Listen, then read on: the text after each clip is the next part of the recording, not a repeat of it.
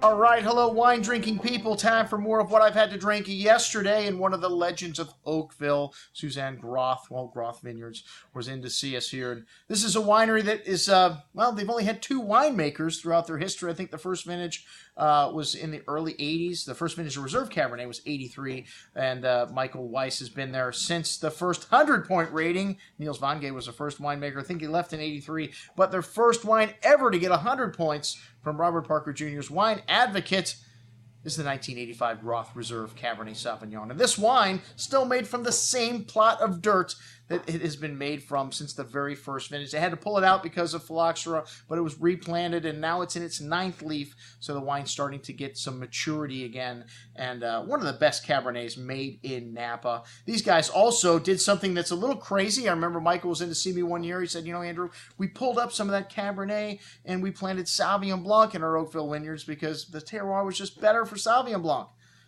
I'm doing the math. I'm adding it up. I'm going, I don't know which accountant would tell you Sauvignon Blanc is better for your vineyard in Oakville than Cabernet Sauvignon, especially look at the price of their Sauvignon Blanc.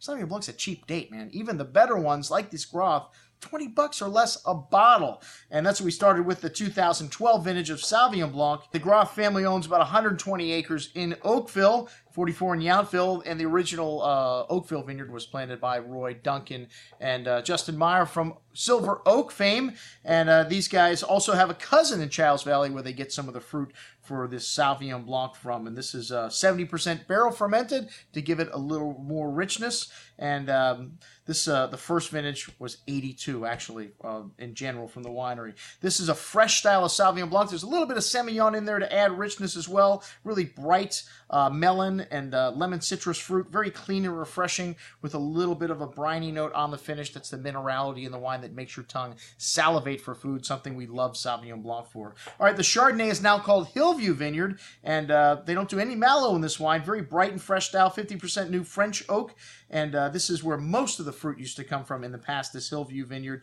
but now it's 100% single vineyard. This is an oak Knoll appellation wine. This is a bit of toasty oak spice here, but, you know, just a little bit, some of that vanilla, some lemon drop candy-like fruit, fresh apple and pear also.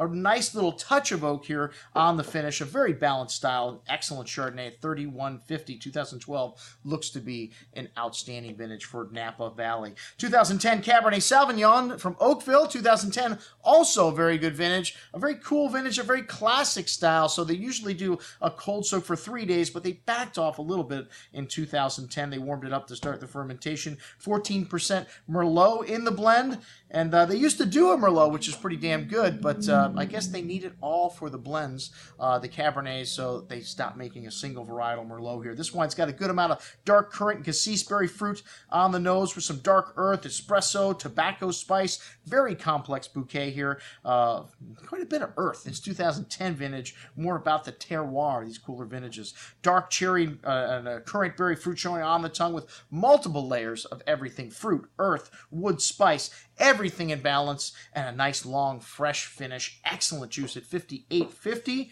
And then the Reserve Cabernet Sauvignon Napa.